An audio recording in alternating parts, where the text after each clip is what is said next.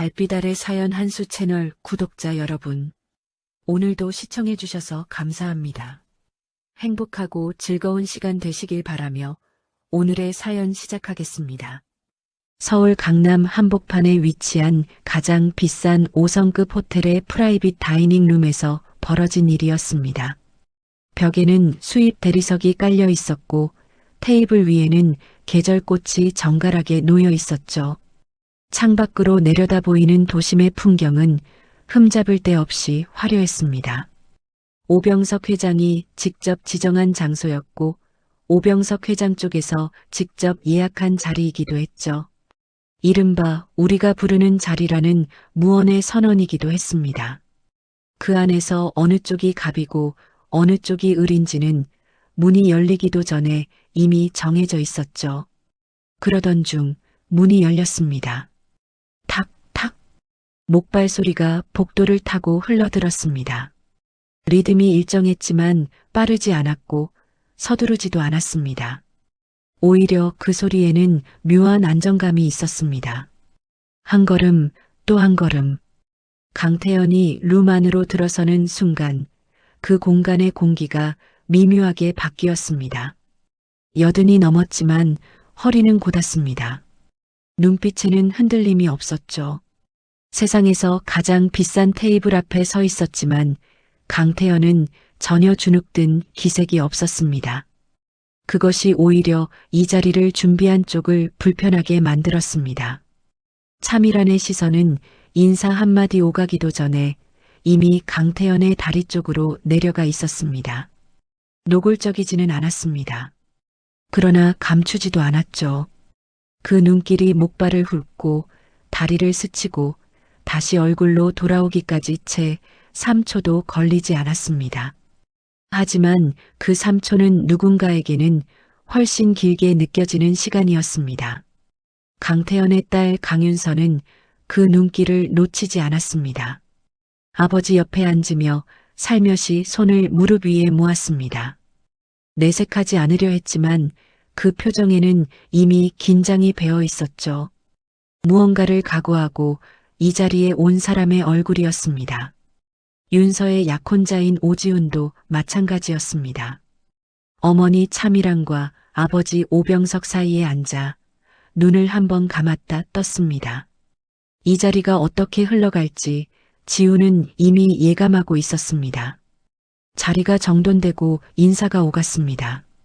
형식적인 미소와 형식적인 고개 숙임이 테이블 위를 둥둥 떠다니는 듯 했습니다. 정해진 절차처럼 차가 나왔고 음식이 놓였으며 계절 인사가 오갔습니다. 그러나 그 모든 것이 표면이었습니다. 수면 아래에는 이미 무언가가 움직이고 있었죠. 차미란이 먼저 입을 열었습니다. 아버님, 많이 불편하시겠어요. 말의 결은 공손했습니다. 억양도 부드러웠고 시선도 정면을 향하고 있었습니다. 그러나 그 말을 꺼낼 때 차미란의 입꼬리가 아주 살짝, 아주 잠깐 올라갔습니다. 걱정이 아니었습니다. 연민도 아니었죠. 오랫동안 사람을 읽어온 눈을 가진 사람이라면 알아챌 수 있는 그런 미세한 균열이었습니다. 강윤서는 그 미세한 움직임을 느꼈고 시선을 테이블 위로 떨궜습니다. 강태현은 조용히 고개를 끄덕였습니다. 딱히 감사의 표현도 불편하다는 내색도 없었습니다. 그저 담담했죠. 그 담담함이 차미란의 예상을 조금 벗어난 듯 했습니다.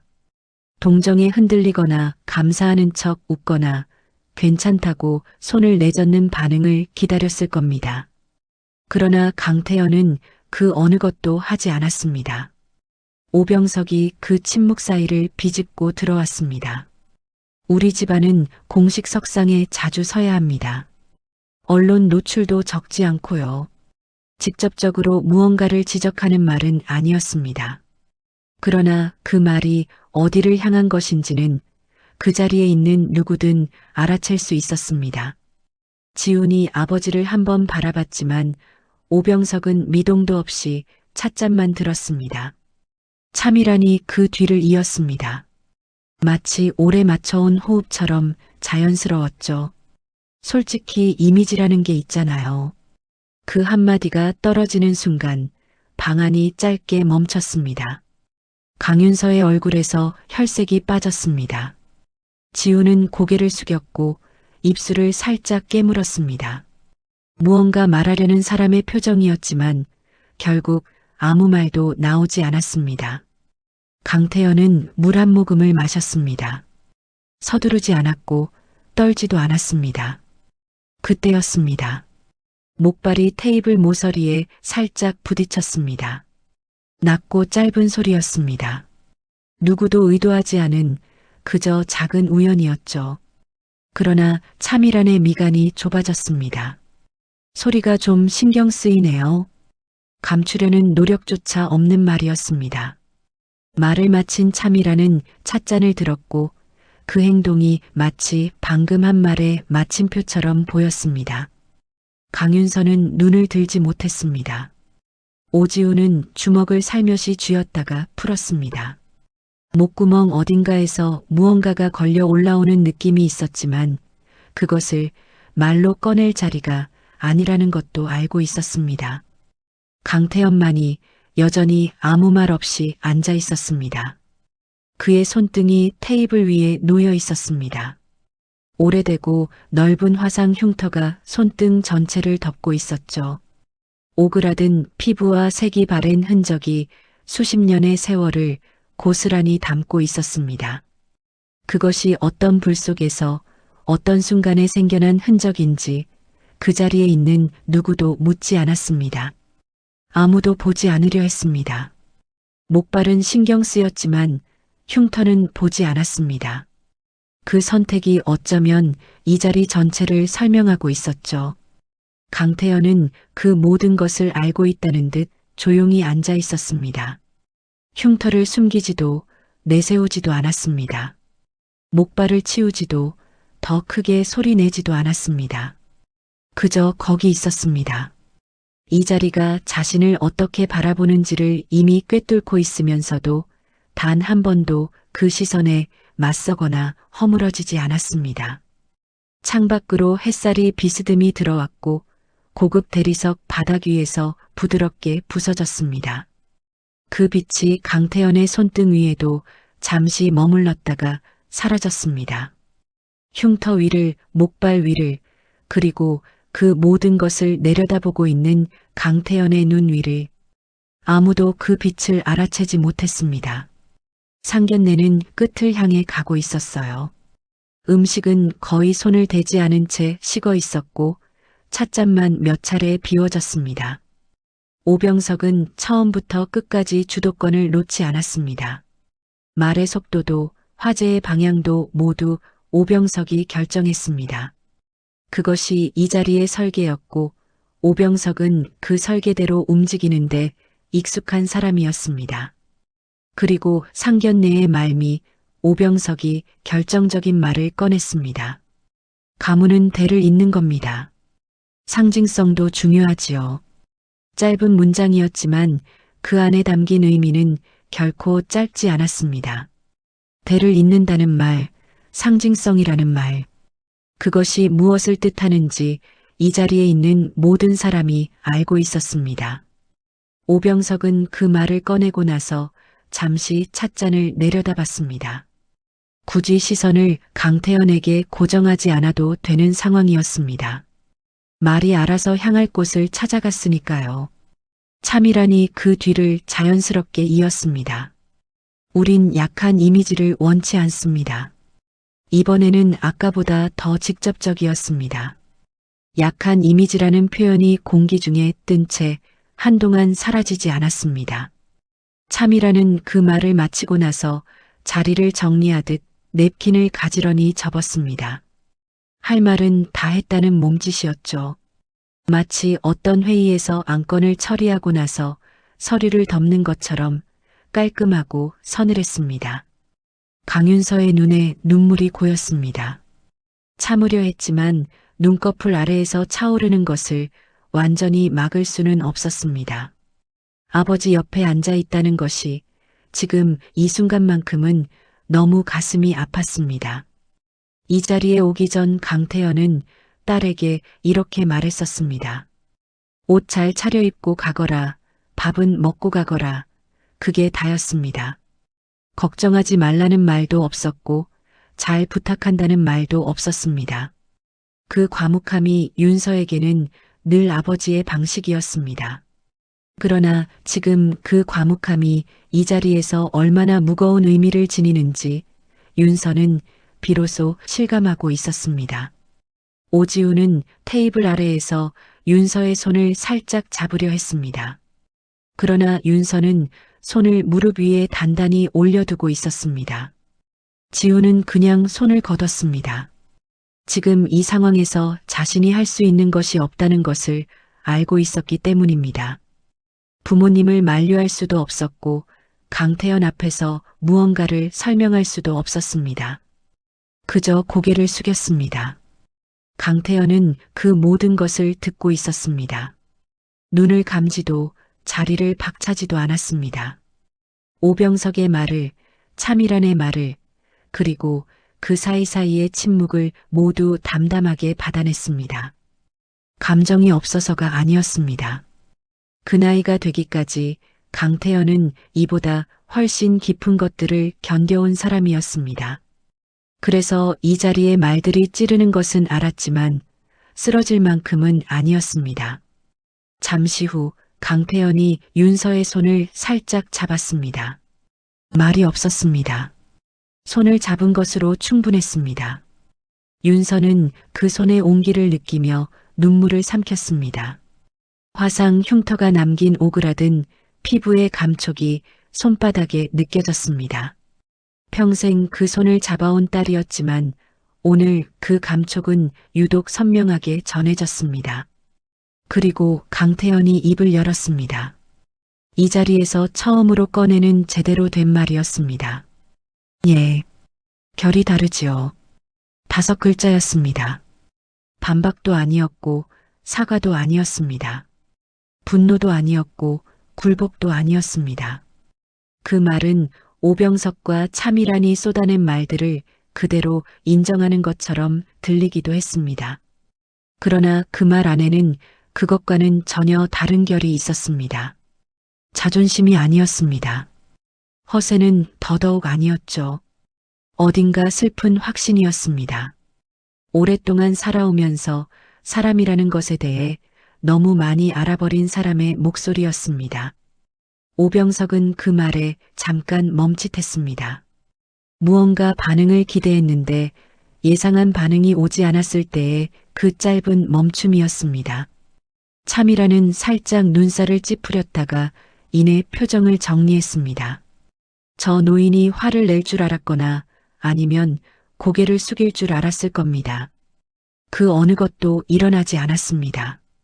강태현은 자리에서 천천히 일어났습니다. 목발을 집어들었습니다. 탁! 소리가 한 번 났습니다. 그 소리가 아까처럼 차미란의 신경을 건드렸는지는 알 수 없었습니다. 강태현은 신경 쓰지 않았습니다. 아니, 처음부터 신경 쓴 적이 없었을 겁니다. 윤서가 아버지를 따라 일어났습니다.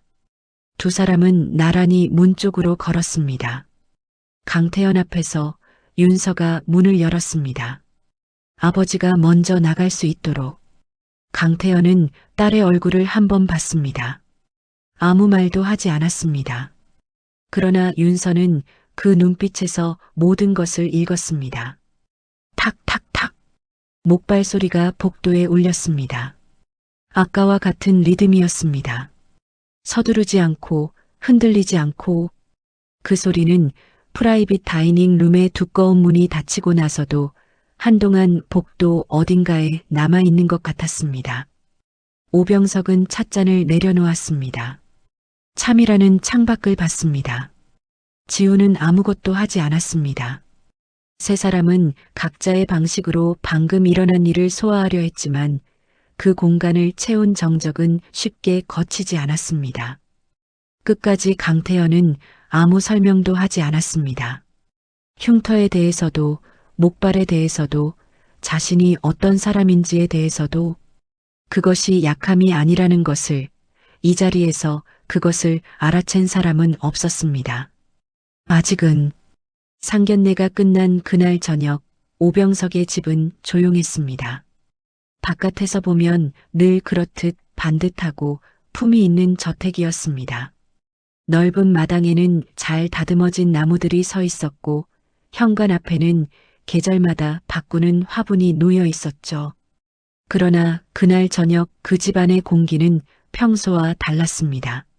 무언가를 억누르고 있는 듯한 말하지 않아도 느껴지는 그런 무거움이 있었습니다. 참이라는 거실 소파에 앉아 있었습니다. 상견례에서 입었던 재킷을 아직 걸치고 있었습니다. 핸드백도 옆에 그대로였습니다. 완전히 귀가한 사람의 모습이 아니었습니다. 어딘가에 걸쳐 있는 사람처럼 몸만 집에 들어와 있었죠. 참이라니 혼잣말처럼 입을 열었습니다. 목발 소리가 아직도 귀에 맴도네요. 괜히 기분이 말끝을 흐렸습니다. 무어라 정확히 표현하기 어려운 감정이었을 겁니다. 불쾌하다고 하기엔 너무 모호했고 괜찮다고 하기엔 분명히 무언가가 남아 있었습니다. 참이란 스스로도 그 감정의 정체를 완전히 파악하지 못한 채 말을 꺼낸 것 같았습니다. 오병석은 대꾸하지 않았습니다. 넥타이를 풀며 서재 쪽으로 향하다가 멈췄습니다. 잠깐 뭔가를 생각하는 표정이었습니다. 그러나 그것도 잠시였습니다. 오병석은 평생을 감정보다 판단으로 살아온 사람이었습니다. 느끼는 것보다 결정하는 것이 익숙했죠. 그 멈춤도 이내 사라졌습니다. 그날은 형 오정석의 기일이었습니다. 오병석은 그 사실을 아침부터 알고 있었습니다. 매년 이맘때면 집안 작은 사당에서 조용히 제를 올렸습니다. 요란하지 않게 가족끼리만. 오정석은 전쟁에서 살아 돌아왔지만 그 이후의 삶이 순탄하지 않았습니다. 몸 곳곳에 남은 상흔이 평생 그를 따라다녔고 오병석이 사업을 일으키는 동안 형은 조용히 나이를 먹다가 세상을 떠났습니다. 오병석은 형을 사랑했습니다. 그러나 그 사랑을 표현하는 방법을 몰랐던 사람이기도 했죠. 그래서 매년 기일만큼은 혼자 사당 앞에 서는 시간을 가졌습니다. 가정부가 사당 쪽에서 오래된 나무 상자를 들고 나왔습니다. 먼지가 앉아 있는 것으로 보아 꽤 오랫동안 구석에 놓여 있던 물건이었습니다. 가정부가 조심스럽게 물었습니다. 회장님, 이 사진들은 정리할까요? 오병석이 무심코 상자 쪽으로 시선을 던졌습니다. 그냥 치우라고 할 수도 있었습니다. 평소라면 그랬을 겁니다. 그러나 그날은 손이 먼저 움직였습니다. 상자 안에서 사진 한 장을 집어들었습니다. 흑백 사진이었습니다. 빛이 바래고 모서리가 달아 있었습니다. 사진 속 풍경은 황폐했습니다. 포연이 가득한 언덕, 흙먼지가 뒤섞인 하늘, 그리고 그 한가운데 두 사람이 있었습니다. 한 사람이 다른 사람을 등에 업고 있었습니다. 업힌 사람은 축 늘어져 있었고 업은 사람은 그럼에도 앞을 향해 걷고 있었습니다. 사진 한 장이었지만 그 안에 담긴 무게는 보는 사람의 숨을 잠깐 먹게 했습니다. 오병석은 사진을 뒤집었습니다. 낡은 잉크로 쓰인 글씨가 있었습니다. 삐뚤빼뚤하지 않았습니다. 또렷하고 힘 있는 필체였습니다. 누군가 이 순간을 반드시 기록해야 한다고 생각하며 썼을 법한 글씨였습니다. 낙동강, 강태현 하사, 정석 생존. 오병석의 손이 멈췄습니다. 눈이 글씨 위에 고정됐습니다. 강태현, 강태현. 그 이름을 속으로 2번, 3번 읽었습니다. 낯선 이름이 아니었습니다. 그런데 어디서 들었는지가 바로 떠오르지 않았습니다. 머릿속 어딘가에서 무언가가 움직이기 시작했습니다. 서랍 깊은 곳에 넣어뒀던 것이 천천히 끌려 나오는 것처럼. 그리고 그 순간 상견례장의 장면이 겹쳐들었습니다. 탁탁 목발 소리. 허리는 곧지만 걸음이 느린 노인. 손등 위에 화상 흉터. 그리고 결이 다르지요라는 단 한마디. 강태현? 오병석이 중얼거렸습니다. 가정부는 그 말을 듣지 못했거나 들었다 해도 알아들을 수 없었습니다. 오병석 자신도 그 말이 입 밖으로 나왔다는 것을 잠시 후에야 인식했습니다. 손에 들린 사진이 떨리는 것 같았습니다. 아니, 손이 떨리는 것이었습니다. 정석. 형의 이름이 사진 뒷면에 적혀 있었습니다. 형이 살아 돌아온 날을 오병석은 기억하고 있었습니다. 어린 나이였지만 그날의 기억은 선명했습니다. 형의 몸 상태가 얼마나 처참했는지, 어머니가 얼마나 울었는지, 형은 한동안 아무 말도 하지 않았습니다.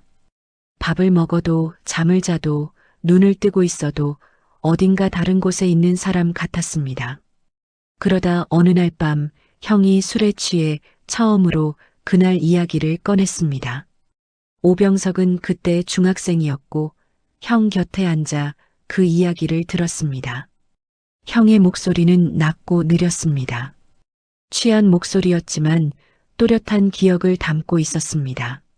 나를 업고 뛰던 그 사람. 내 대신 다리를 잃었지. 그 말이 기억 속에서 떠올랐습니다. 오병석은 그 말을 들은 뒤 형에게 아무것도 묻지 않았습니다.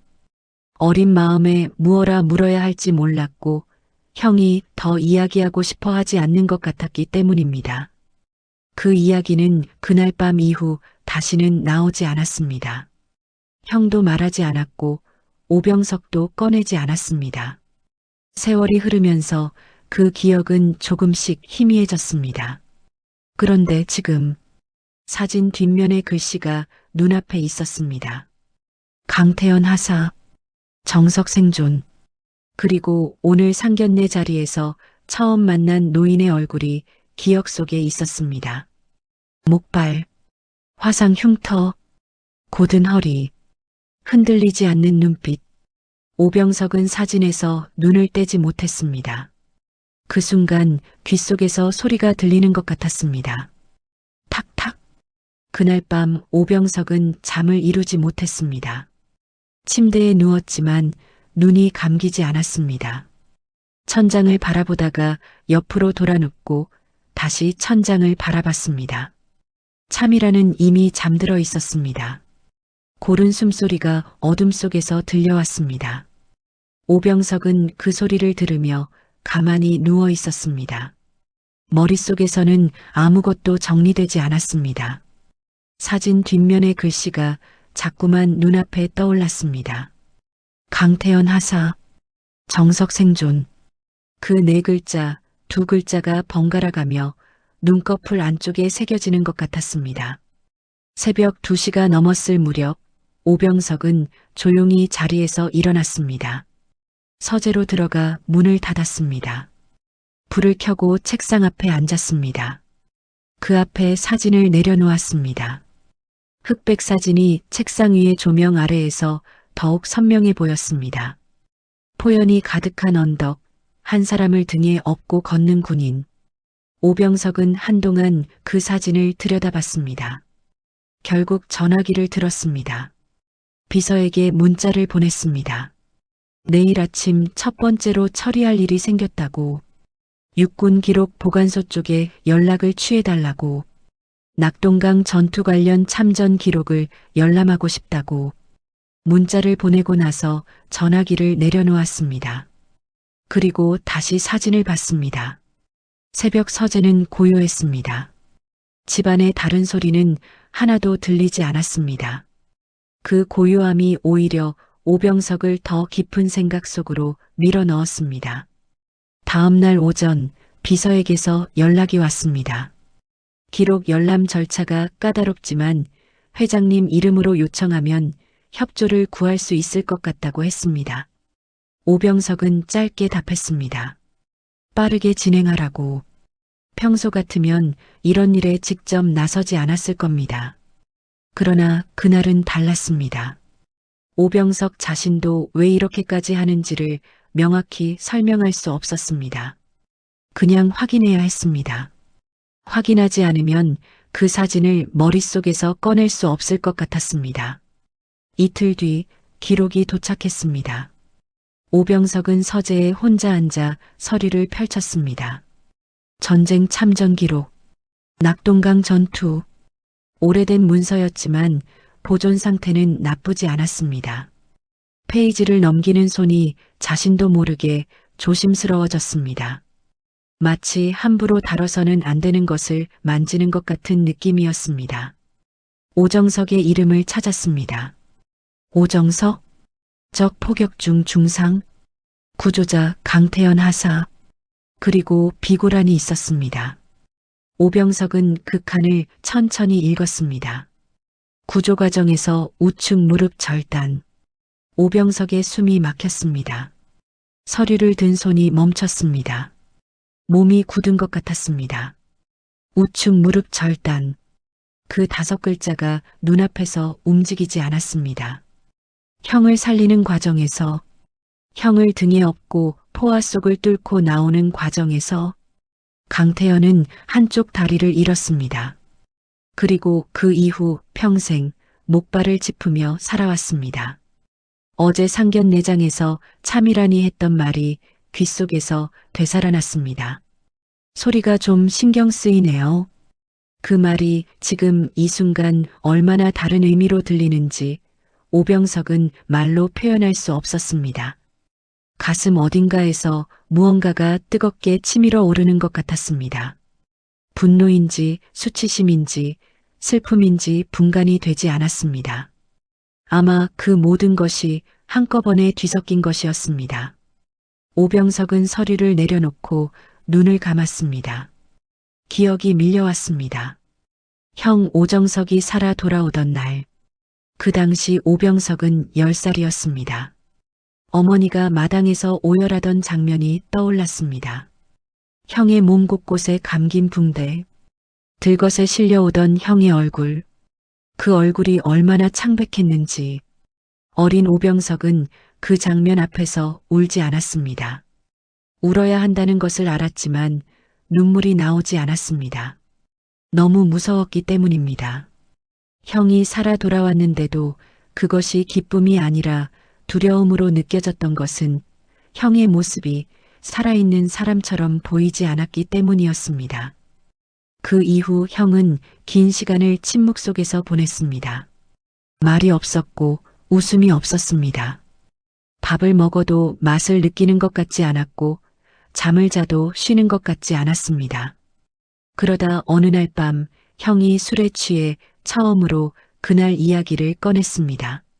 오병석은 그 기억을 이미 사진을 발견한 날 밤에 한번 떠올렸습니다. 그런데 지금 기록을 손에 쥔 채 그 기억을 다시 불러오니 느낌이 전혀 달랐습니다. 형의 목소리가 들리는 것 같았습니다. 나를 업고 뛰던 그 사람, 내 대신 다리를 잃었지. 그 말이 어릴 때는 그냥 전쟁 이야기였습니다. 무섭고 슬픈 이야기이지만 어린 오병석에게는 실감이 나지 않는 먼 세계의 이야기였죠.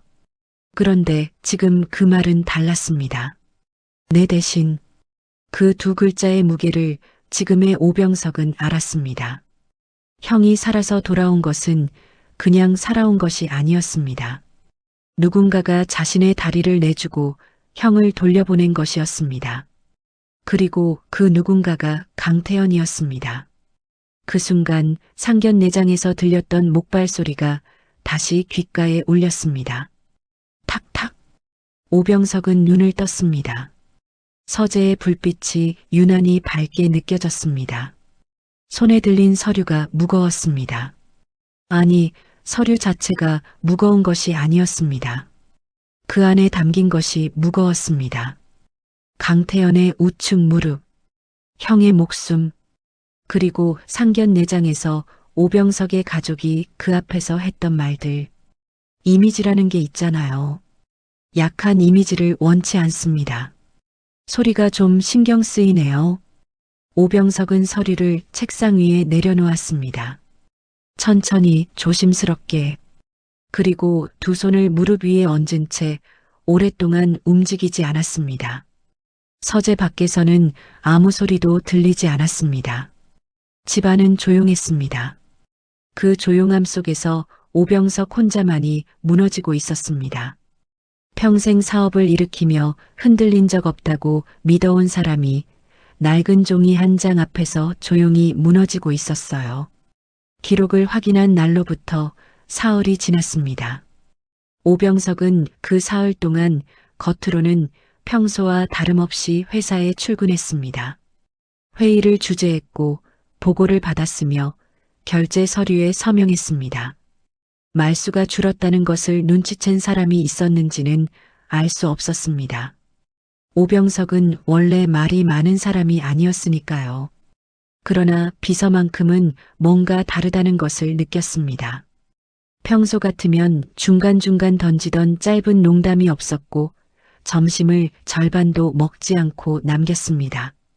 그러나 비서는 묻지 않았습니다. 오병석 앞에서 그런 것을 묻는 사람은 없었습니다.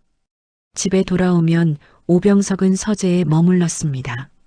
문을 닫고 혼자 앉아있는 시간이 길어졌습니다. 참이라는 그것을 업무 때문이라고 생각하는 것 같았습니다. 일이 많을 때면 늘 그랬으니까요.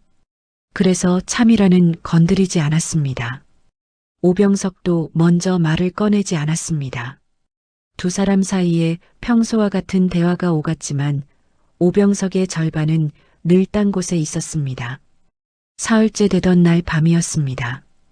오병석은 서재에서 형의 유품 상자를 다시 꺼냈습니다. 사진이 들어있던 그 나무 상자였습니다. 가정부에게 치우지 말고 그냥 두라고 일러뒀던 것을 직접 서재로 가져왔습니다.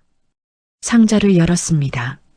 사진 몇 장, 낡은 편지 봉투 몇 개, 그리고 바닥 쪽에 낡은 천에 쌓인 무언가가 있었습니다. 오병석은 천천히 천을 풀었습니다. 손바닥만 한 크기의 낡은 카세트 테이프였습니다. 케이스가 누렇게 변색되어 있었고 라벨에는 아무것도 적혀 있지 않았습니다. 오병석은 한동안 그 테이프를 손 안에서 굴렸습니다. 형이 남긴 것이라는 것은 알 수 있었습니다. 이 상자 안의 물건들은 모두 형의 것이었으니까요. 그러나 무엇이 담겨 있는지는 알 수 없었습니다. 오병석은 자리에서 일어나 서재 한쪽 선반을 뒤졌습니다. 오래된 전자기기들이 모여있는 선반이었습니다. 언젠가 누군가 가져다 놓은 구형 카세트 플레이어가 있었습니다. 먼지가 쌓여 있었지만 전원을 연결하자 붉은 불이 들어왔습니다. 오병석은 테이프를 집어넣었습니다. 재생 버튼을 눌렀습니다. 처음엔 잡음만 들렸습니다. 치직거리는 소리가 몇 초간 이어졌습니다. 오병석은 숨을 참고 기다렸습니다. 그리고 목소리가 흘러나왔습니다. 형이었습니다. 쉰 목소리였습니다. 나이든 사람의 목소리였지만 그 안에 담긴 감정은 선명했습니다. 오병석은 그 목소리를 듣는 순간 손이 굳었습니다. 살아생전 형의 목소리를 잊고 있었다고 생각했는데 들리는 순간 바로 알아챘습니다. 몸이 먼저 반응했습니다. 형의 목소리가 이어졌습니다. 강태현 하사. 그 사람 아니었으면 난 낙동강 모래밭에서 죽었어. 폭격이 쏟아지는데 그 사람이 나를 등에 업었어. 나는 이미 의식이 없었고 그 사람이 나를 업고 얼마나 뛰었는지도 몰라. 나중에 들었어. 그 사람이 나를 내려놓고 나서 쓰러졌다고. 다리에 파편이 박혀 있었는데 그걸 모르고 뛴 거야. 아니, 알면서도 뛴 거겠지. 그러다 결국 무릎을 잃었어. 내 대신. 내가 살아서 돌아온 건 그 사람 다리값이야. 테이프가 끊겼습니다. 잡음이 다시 흘렀습니다. 오병석은 움직이지 않았습니다. 재생 버튼 위에 손가락을 올린 채 그 잡음을 듣고 있었습니다. 서재 안은 그 잡음 소리만 가득했습니다. 형의 목소리는 사라졌지만 그 말들은 사라지지 않았습니다. 낙동강 모래밭에서 죽었어. 내 대신 내가 살아서 돌아온 건 그 사람 다리값이야. 그 순간 서재 문이 열렸습니다. 차미란이었습니다. 늦은 시간에 불이 켜져 있는 것을 보고 들어온 것 같았습니다. 차미란은 문 앞에 서서 플레이어를 바라봤습니다. 잡음소리가 아직 흘러나오고 있었습니다.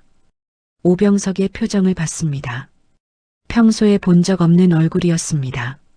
차미란이 조심스럽게 물었습니다. 무슨 테이프예요? 오병석은 대답하지 않았습니다. 대신 처음부터 다시 재생했습니다. 형의 목소리가 다시 흘러나왔습니다. 차미란은 문 앞에 선 채로 들었습니다. 강태현 하사. 그 사람 아니었으면 난 낙동강 모래밭에서 죽었어. 폭격이 쏟아지는데 그 사람이 나를 등에 업었어. 내 대신 내가 살아서 돌아온 건 그 사람 다리값이야. 테이프가 다시 끊겼습니다. 차미라는 손으로 입을 막았습니다. 얼굴이 하얗게 변해가는 것을 오병석은 바라봤습니다. 차미란의 눈이 흔들렸습니다. 무언가를 부정하고 싶은 듯 고개를 아주 살짝 저었습니다. 그러나 방금 들은 것은 분명했습니다. 형의 목소리는 또렷했고 말은 명확했습니다. 설마 그 노인이? 차미란의 목소리가 갈라졌습니다. 완전한 문장이 되지 못했습니다. 말을 잇지 못한 것은 모르기 때문이 아니었습니다. 이미 알고 있었기 때문이었습니다.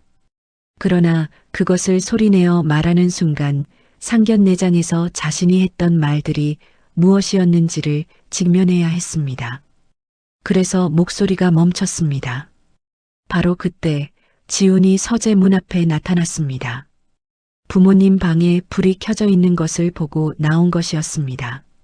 서재 안의 분위기를 보는 순간 지훈의 표정이 굳었습니다. 어머니가 입을 막고 있었고 아버지는 창백한 얼굴로 앉아 있었습니다. 그리고 낡은 플레이어에서 잡음이 흘러나오고 있었습니다. 오병석이 지훈을 봤습니다. 그리고 말없이 재생 버튼을 다시 눌렀습니다.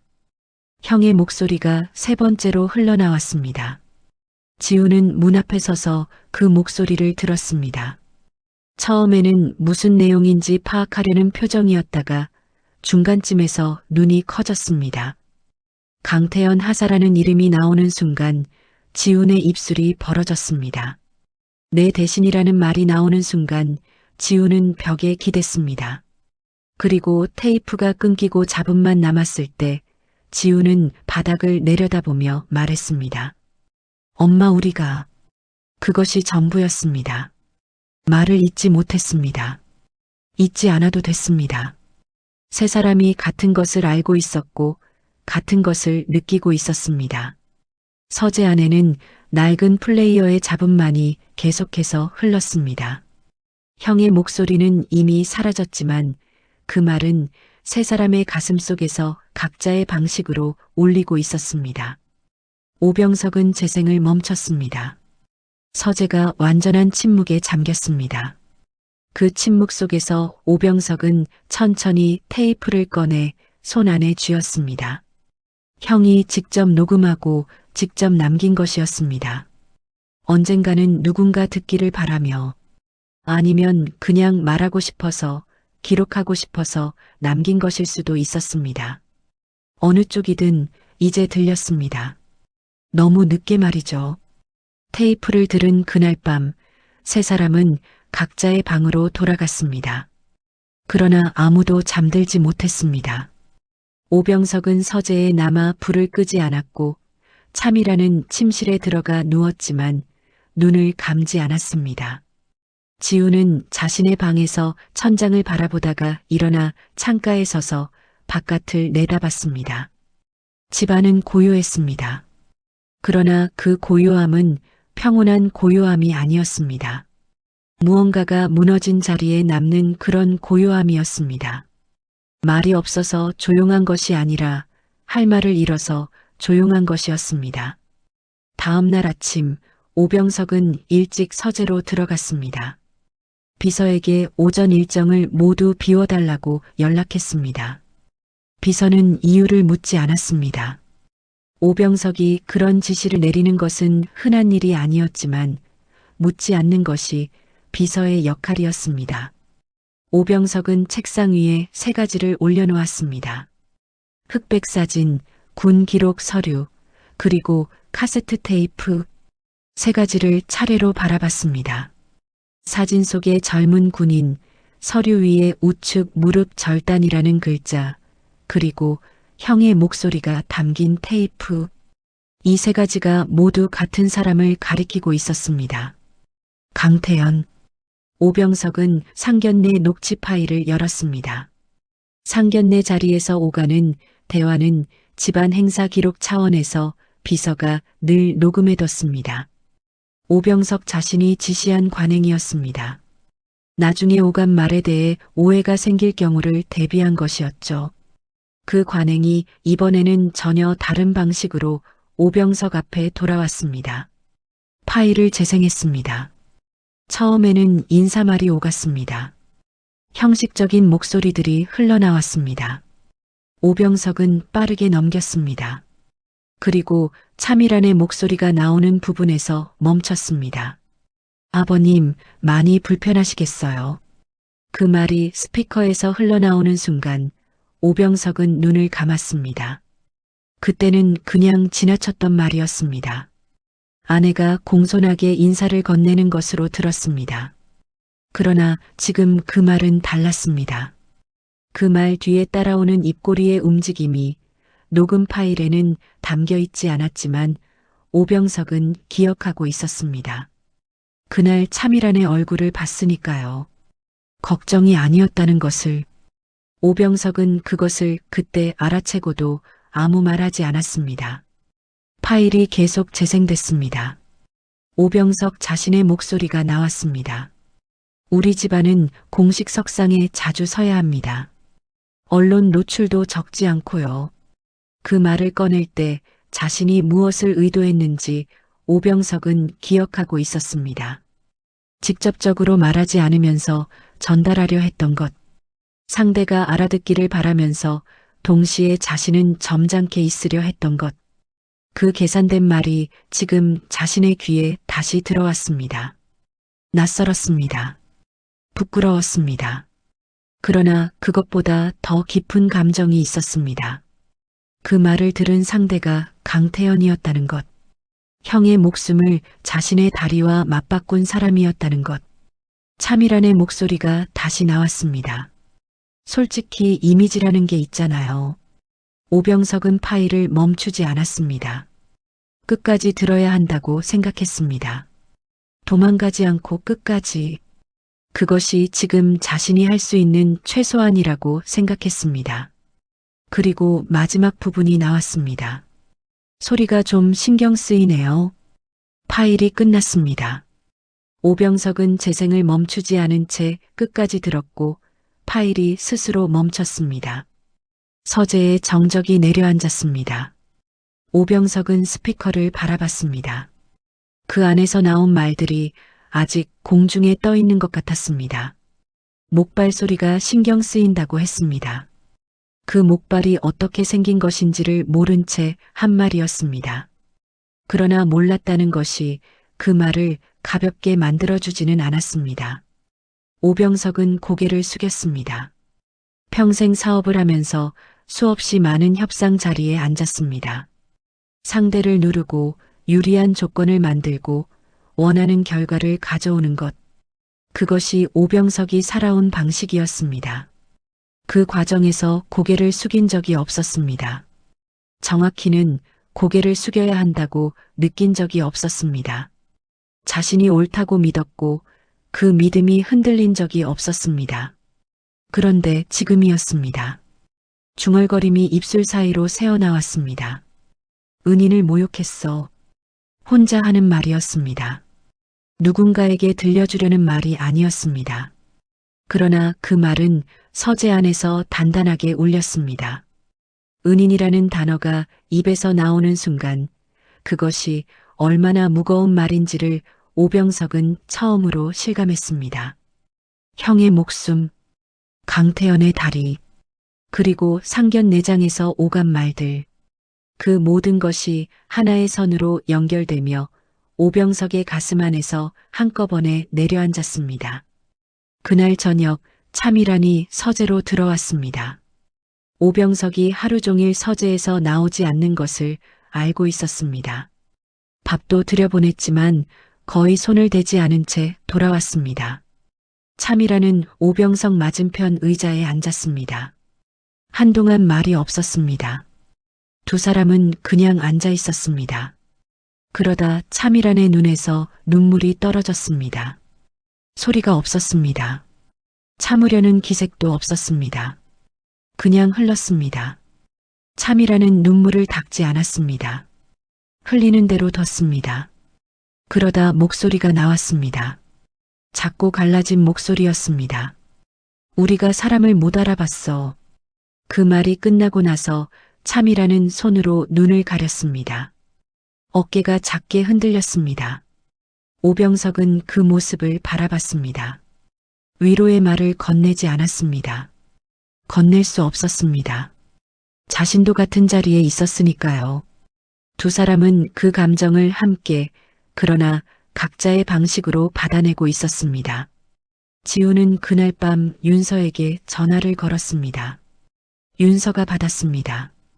지우는 한동안 말을 하지 못했습니다. 수화기 너머에서 윤서가 먼저 물었습니다. 무슨 일이냐고. 지우는 대답 대신 이렇게 말했습니다. 윤서야, 아버지가 어떤 분인지 이제야 알았어. 윤서는 대답하지 않았습니다. 그 말의 의미를 완전히 이해하지 못했습니다. 그러나 지훈의 목소리에서 무언가를 느꼈습니다. 평소와 다른 무게가 있었습니다. 윤서는 그냥 듣고 있었습니다. 그날 밤 오병석의 집은 불이 오래도록 꺼지지 않았습니다. 세 사람이 각자의 공간에서 같은 것을 안고 밤을 보내고 있었습니다. 누구도 먼저 잠들지 않았습니다. 누구도 그 밤을 쉽게 넘기지 못했습니다. 창밖에는 바람이 불었습니다. 나뭇가지가 흔들렸습니다. 그 소리가 이따금 유리창을 두드렸습니다. 탁! 탁! 오병석은 그 소리를 들으며 눈을 감았습니다. 목발 소리와 닮아 있었습니다. 아니, 이제는 무엇을 들어도 그 소리가 겹쳐 들릴 것 같았습니다. 평생 그럴 것 같았습니다. 그것이 어쩌면 당연한 일이었어요. 며칠이 지났습니다.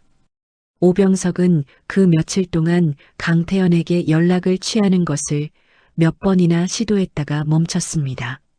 전화번호를 알아오라고 비서에게 지시했다가 취소했고 직접 주소를 수소문했다가 다시 멈췄습니다. 무언가를 준비해야 할 것 같은 느낌이 있었습니다. 꽃을 들고 가야 하는지, 선물을 준비해야 하는지, 아니면 아무것도 들지 않고 가야 하는지, 그 어느 것도 맞는 것 같지 않았습니다. 꽃은 너무 가벼웠고, 선물은 너무 계산적이었으며, 빈손은 너무 무례한 것 같았습니다. 결국 오병석이 깨달은 것은 준비할 수 있는 것이 없다는 것이었습니다. 이 자리는 무언가를 갖추고 가는 자리가 아니었습니다. 그냥 가야 하는 자리였습니다.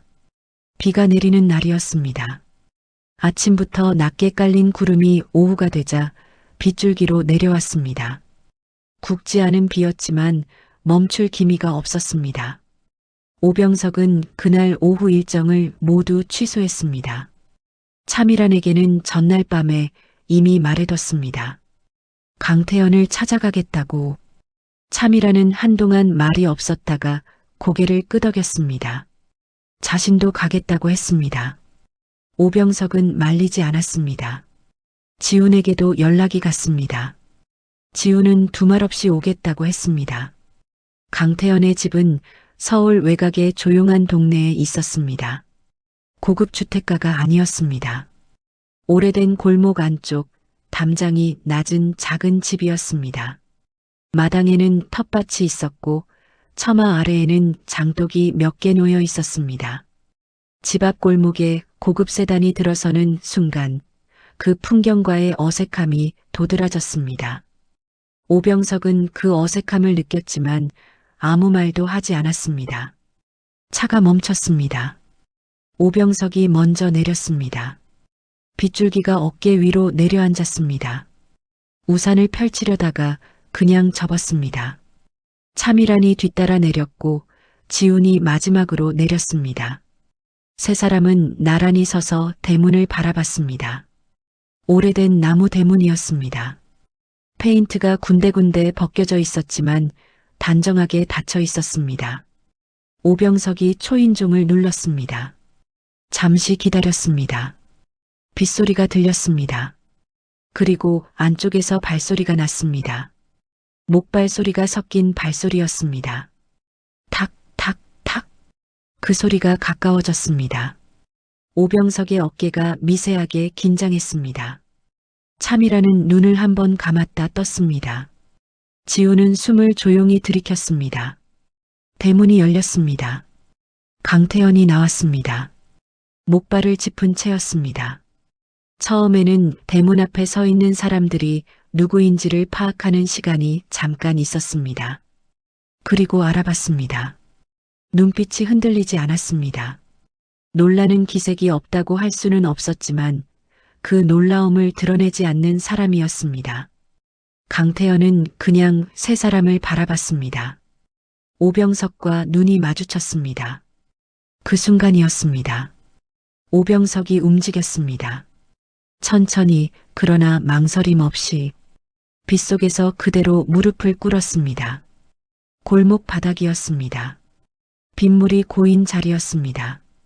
양복 바지가 순식간에 젖었습니다. 그러나 오병석은 개의치 않았습니다. 아니, 느끼지 못했을 겁니다. 지금 이 순간 그것은 중요하지 않았습니다. 고개를 숙였습니다. 이마가 거의 땅을 향했습니다. 빗물이 정수리 위로 떨어졌습니다. 오병석의 목소리가 나왔습니다. 낮고 떨리는 목소리였습니다. 평생 이런 목소리를 낸 적이 없는 사람의 목소리였습니다. 형을 살려주신 분께 제가 무슨 짓을 했습니까? 그 말이 빗소리 사이로 흘렀습니다. 차미란이 옆에서 고개를 바닥으로 향했습니다. 무릎을 꿇었습니다. 손이 떨렸습니다. 입술이 움직였습니다. 죄송합니다. 정말 몰랐습니다. 그 말도 완전하지 않았습니다. 몰랐다는 말이 얼마나 가난한 변명인지를 차미란 자신도 알고 있었습니다. 그러나 지금 꺼낼 수 있는 말이 그것뿐이었습니다. 더 많은 말을 하고 싶었지만 목이 조여왔습니다. 눈물이 턱을 타고 빗물과 섞였습니다. 지우는 두 사람 뒤에 서서 고개를 깊이 숙였습니다. 무릎을 꿇지 않았습니다. 꿇어야 하는지 아닌지를 판단하는 것이 지금 자신이 할 수 있는 생각의 범위를 벗어나 있었습니다. 그냥 고개를 숙인 채 눈물을 흘렸습니다. 소리가 나지 않는 울음이었습니다. 빗줄기가 얼굴 위로 흘러내렸습니다. 골목 안쪽 집들에서 소리가 났습니다. 창문이 열리는 소리였습니다. 누군가 내다보고 있었습니다.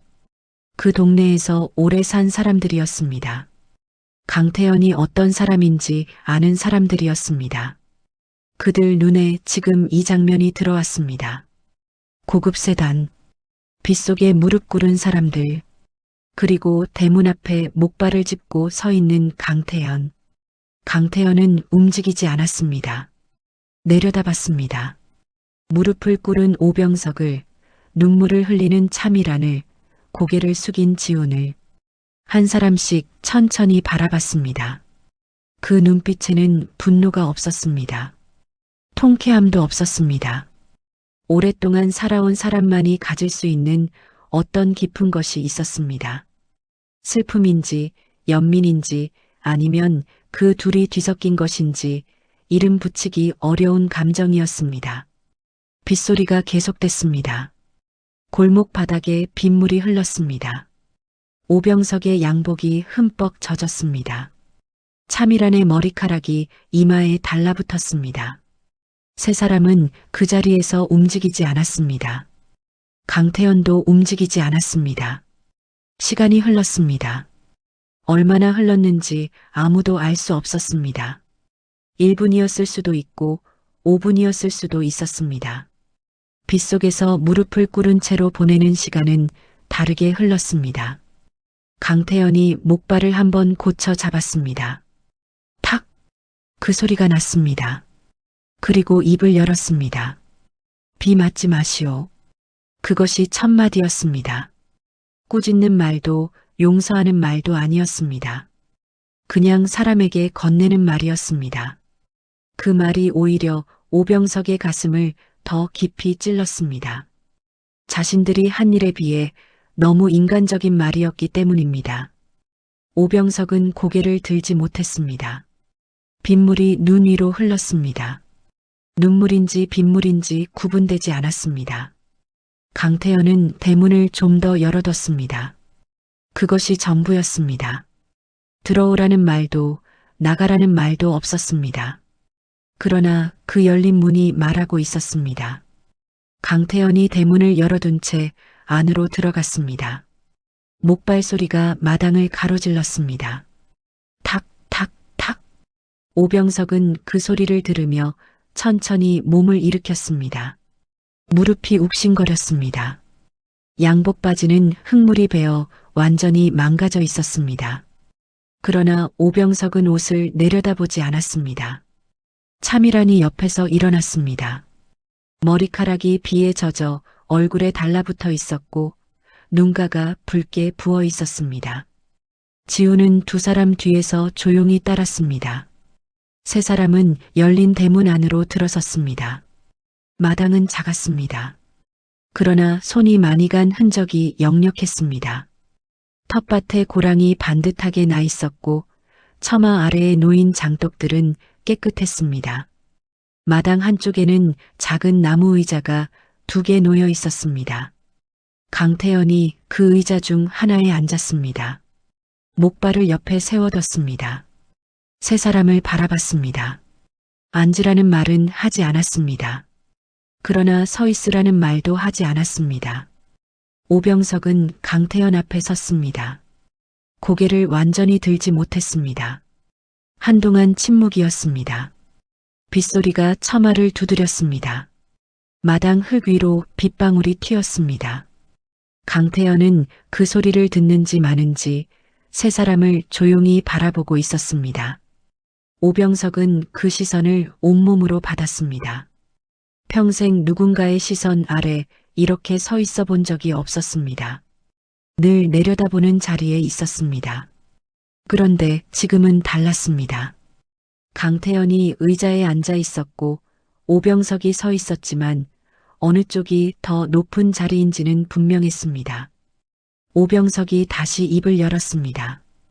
형 기일이 얼마 전이었습니다. 형 유품을 정리하다가 사진을 발견했습니다. 그리고 기록을 찾았습니다. 낙동강 전투 기록을요. 목소리가 고르지 않았습니다. 말을 이어가는 것이 힘에 부치는 것 같았습니다. 그러나 멈추지 않았습니다. 형이 녹음을 남겼더군요. 어르신 이야기를, 자신을 업고 뛴 사람 이야기를, 그 사람이 자신 대신 다리를 잃었다고, 평생 그 빚을 안고 살았다고. 강태현은 아무 말도 하지 않았습니다. 표정도 크게 바뀌지 않았습니다. 그러나 눈빛이 아주 조금 달라졌습니다. 오래된 기억이 건드려졌을 때 사람의 눈에 나타나는 그런 변화였습니다. 오병석이 고개를 숙였습니다. 상견례 자리에서 저희가 한 말들을 지금도 잊히지 않습니다. 그 자리에서 어르신께 무슨 말을 했는지, 이미지라는 말을 했고 소리가 신경 쓰인다는 말을 했습니다. 어르신이 어떤 분인지 모른 채로, 아니, 오병석이 잠깐 멈췄습니다. 그리고 다시 말했습니다. 알았더라도 그러지 말았어야 했습니다. 그 마지막 말이 중요했습니다.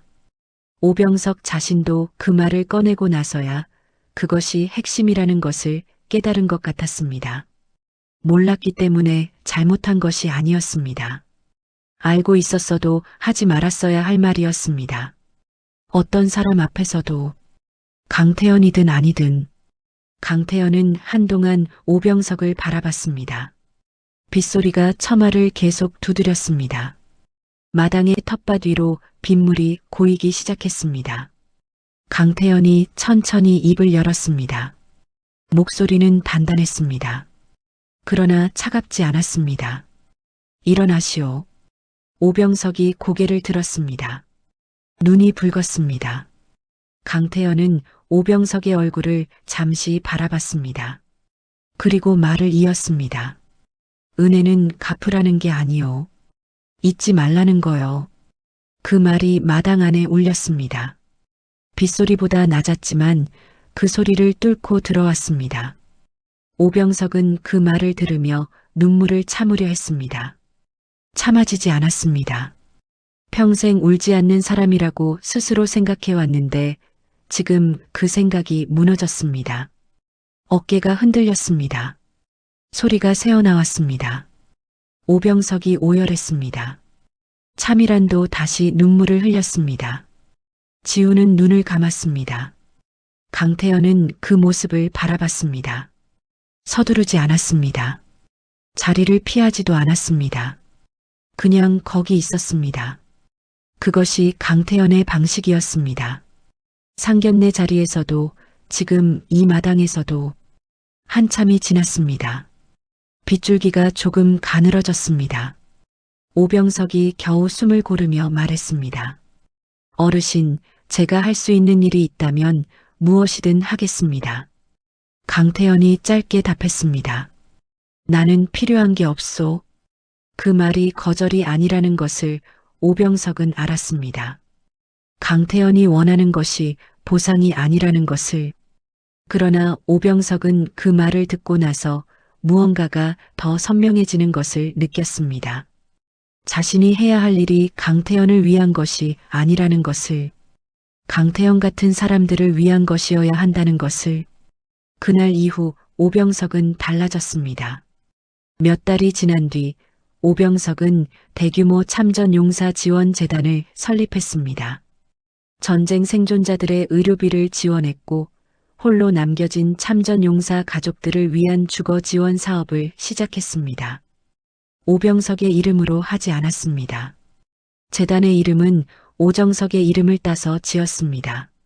형이 살아 돌아올 수 있었던 것은 강태현 때문이었고 강태현이 그렇게 할 수 있었던 것은 그 전쟁 속에서 함께 싸운 수많은 사람들이 있었기 때문이라고 오병석은 생각했습니다.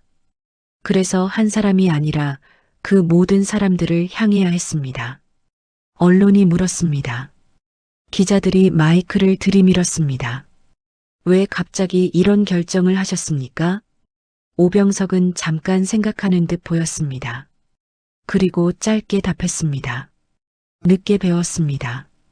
더 이상의 설명을 하지 않았습니다. 기자들은 그 말이 무엇을 의미하는지 정확히 알지 못했습니다. 그러나 오병석은 알았습니다.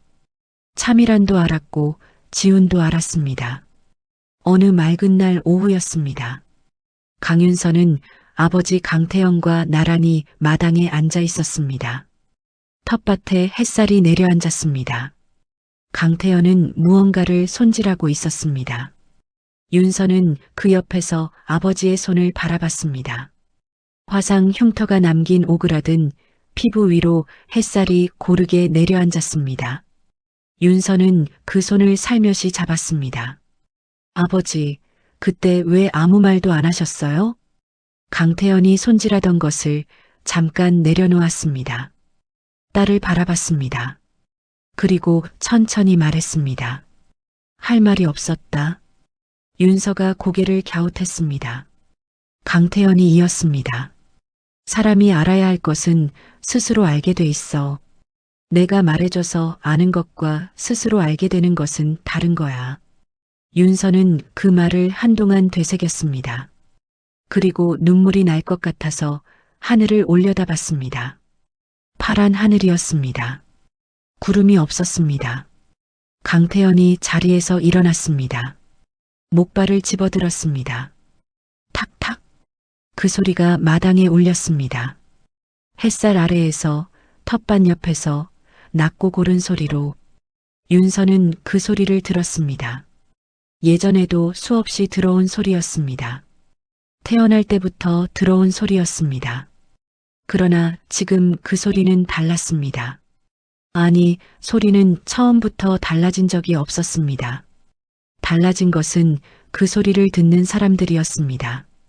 윤서는 눈물을 닦으며 고개를 끄덕였습니다. 그 소리는 조롱이 아니었습니다. 처음부터 조롱이 아니었습니다. 그 소리는 누군가의 생명을 살린 증거였습니다. 한 사람이 다른 사람을 등에 업고 포화 속을 걸어 나오던 그 발소리의 끝이었습니다. 전쟁터의 흙먼지 속에서 시작된 소리가 수십 년이 지나 이 작은 마당의 햇살 아래까지 이어져 온 것이었습니다. 강태현은 텃밭 쪽으로 걸어갔습니다. 목발 소리가 이어졌습니다. 탁, 탁, 탁. 멈추지 않았습니다. 서두르지도 않았습니다. 처음부터 그랬던 것처럼 일정하고 고요하게 강태현은 텃밭 앞에 서서 하늘을 한번 올려다봤습니다. 그리고 조용히 말했습니다.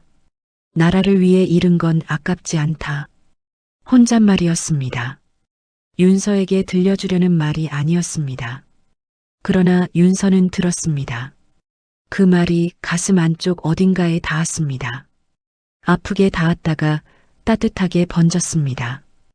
햇살이 마당 전체를 채우고 있었습니다.